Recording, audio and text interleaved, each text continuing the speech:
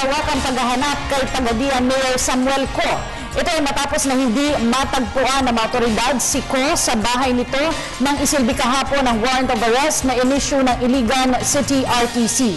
Si Co ay isa sa pangunahing suspect sa multi-billion peso pyramid scam ng Amalillo Group. May ulat si Noel Perfecto.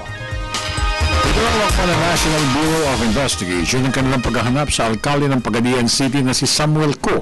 Matapos na hindi matagpuan ito sa kanyang kabahayan sa naturang probinsya nang ihain sana ng mga otoridad ang warrant of arrest na pinalabas ni Judge ng Iligan RTC kahapon. Si Mayor Samuel Co ay isa sa principal suspects sa multi-billion pesos pyramiding scam sa Mindanao na kinasasangkutan at utak ng syndicated staffer na si Manuel Amalillo alias Aman. Ayon kay NBI Deputy Director for Regional Office, Virgilio Mendez, agad ang pinalabas ng husgado sa Iligan City RTC ang warrant of arrest base na rin sa napakaraming reklamo na isinumpa rito. There were several complaints filed against him in relation to the Aman scam in Pagadian, and he was found to be a suspect already, a respondent, subject of this complaint. So a warrant of arrest was issued by the court. After a tedious preliminary investigation was conducted by the special panel of prosecutors from the Department of Justice.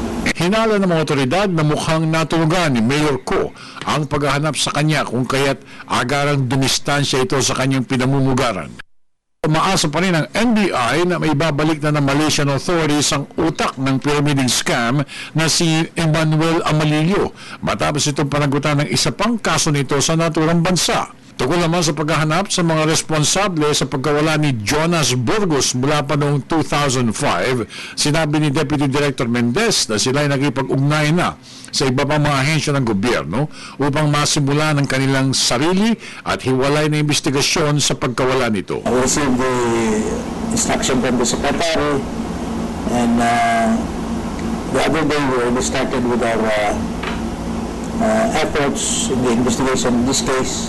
We need to have coordination with the other government agencies that is handling already this case, like the CHR, and we have to go to the Court of Appeals, probably to the Supreme Court, to the AP. So marami pa pang mga preliminary actions that we have to take. Para sa Telebisyon ng Bayan, ako naman si Noel Perfecto.